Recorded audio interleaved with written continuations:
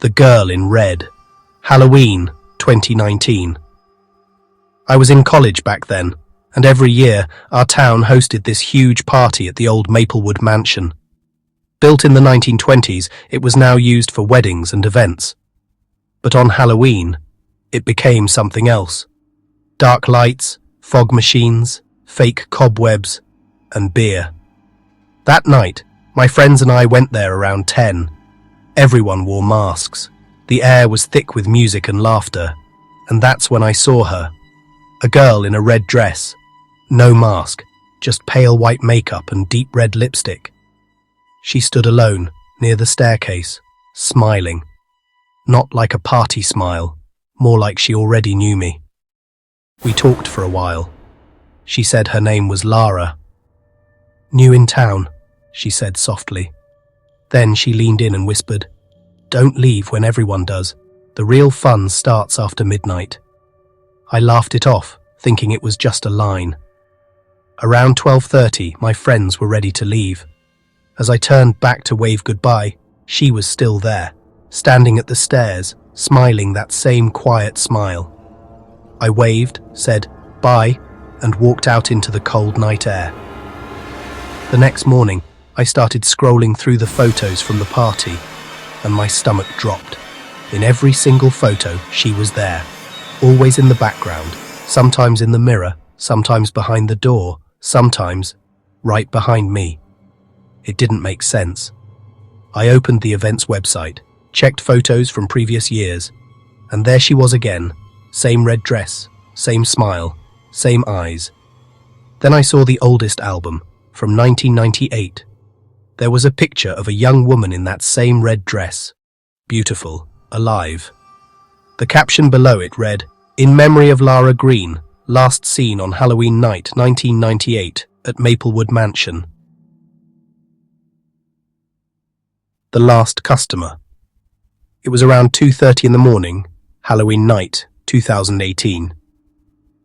I was working the night shift at a 24-hour diner just off the highway in Nevada. The place was dead quiet, except for the soft hum of the neon open sign flickering outside. I'd just poured myself a cup of coffee when the bell above the door jingled. A man walked in, tall, pale, wearing a soaked grey coat. He looked like he'd been out in the rain for hours, but what really got me were his eyes. They looked empty, like he was awake, but not there.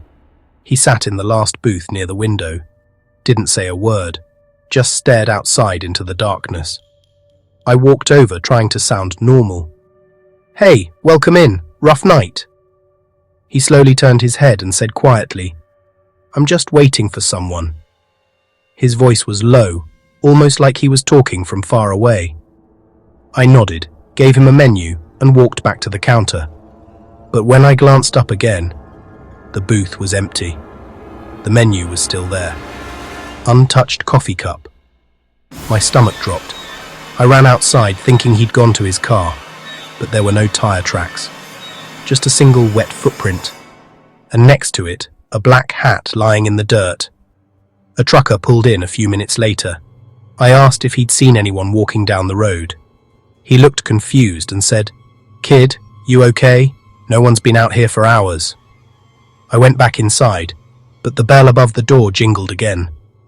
The same man walked in, dripping wet, coat still soaked, and sat down in the exact same booth. That's when the power went out. The neon sign died, and in the faint glow of lightning, I saw another figure outside the window, tall, wearing the same coat, but smiling. The next morning, my manager found me hiding behind the counter, shaking. They said the security cameras glitched at 2:33 a.m., static for 7 minutes straight, but the last frame shows the man still sitting in that booth. The boy in apartment 9. It was 2022. I'd just moved into an old apartment building in New York. Most of the residents were elderly, quiet, polite, and kept to themselves, except for one. A little boy named Eli who lived in apartment 9 with his mother. Every morning I'd see him playing in the hallway with a small red toy car. He was always smiling, always kind and soft-spoken. The kind of kid that made the building feel a little less lonely. One morning, while picking up my newspaper, I mentioned to my next-door neighbor, "That kid in 9, he's adorable, isn't he?" The man froze. Then he said quietly, "Apartment 9's been empty since last year." I laughed it off. Maybe new tenants had just moved in, I thought. But that night, as I was about to sleep, I heard something rolling outside my door, a soft clack-clack sound. It was that same red toy car. When I opened the door, Eli was standing there, smiling, his eyes wide and strangely distant. He said softly, "Mum says you can come play too." And then, he ran down the hallway. I followed him, calling his name, but the corridor kept stretching longer and longer.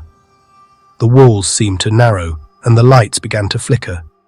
Every door I passed had the same number on it, 9. My chest tightened. Something felt terribly wrong. Then, my foot slipped. I fell hard onto the floor.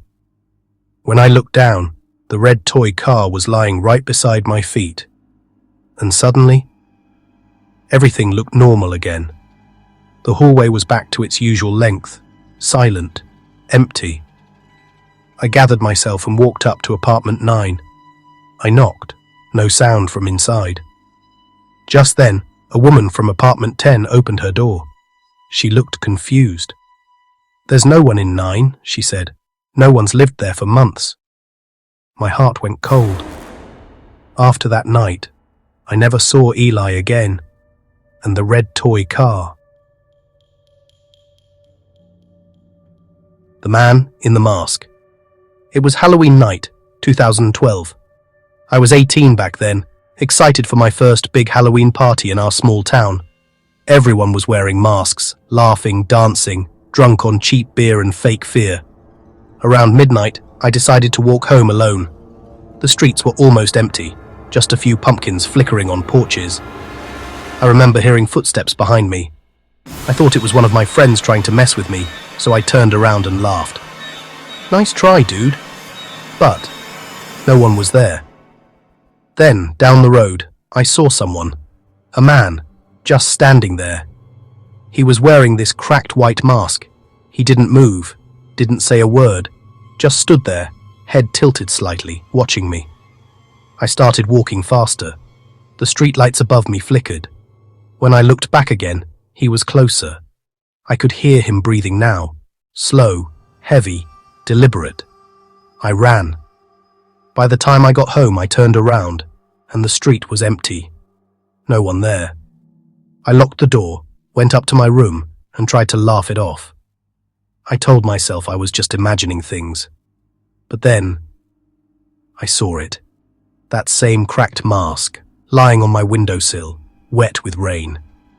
And underneath it, a small piece of paper. It said, "You looked great tonight." I called the police, but they couldn't find a single fingerprint. No footprints, nothing. No one ever found him.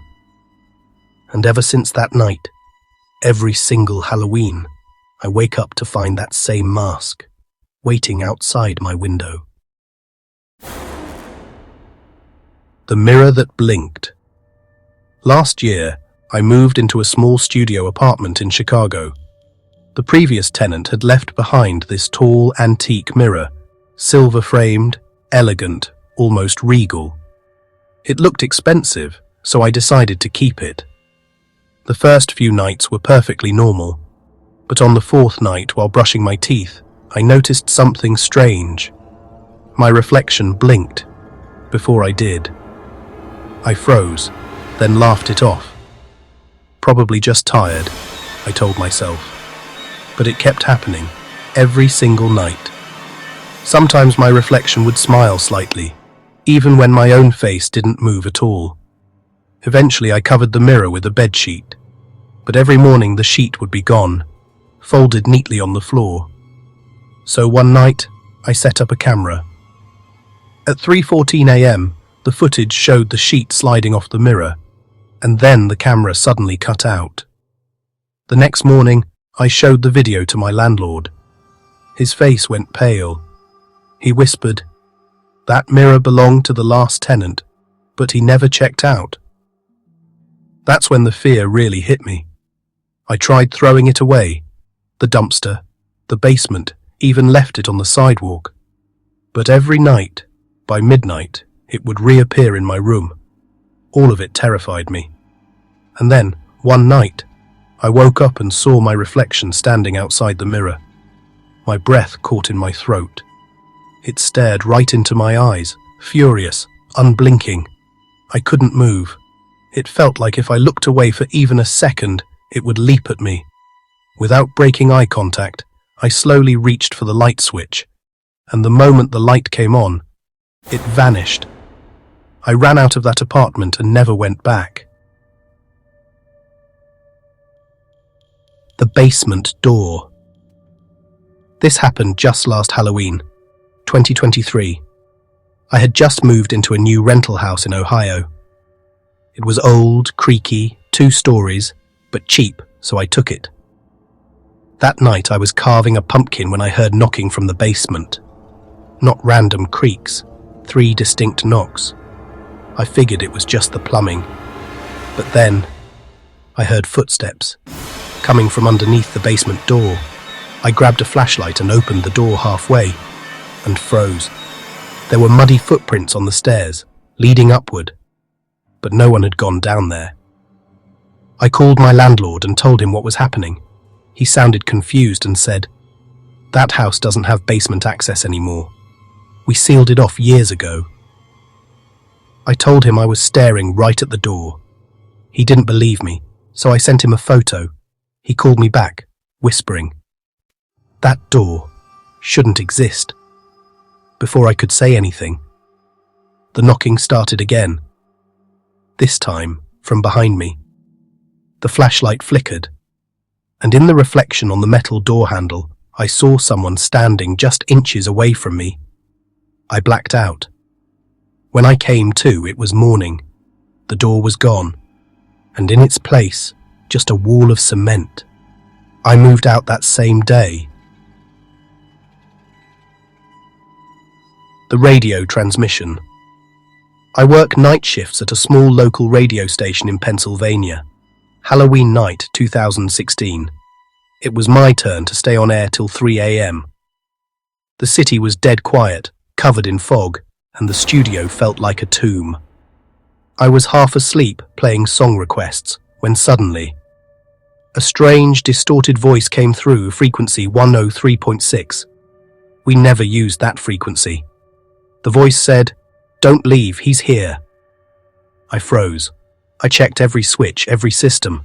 Nothing was transmitting from our end. Then it spoke again, louder this time.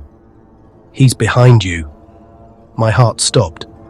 I spun around so fast my chair fell over, but the studio was empty. Just the red on-air light flickering on the wall. I grabbed my phone and called my co-host in the control room. No answer. So I ran there, but his chair was empty too. Only his headset was on the floor, buzzing with static. The radio was still playing, but underneath the noise, I swear I heard breathing. Then one last whisper came through, and right then, the power cut out. Everything went dark. The next morning, the police found me out near the transmitter tower. My co-host was never found.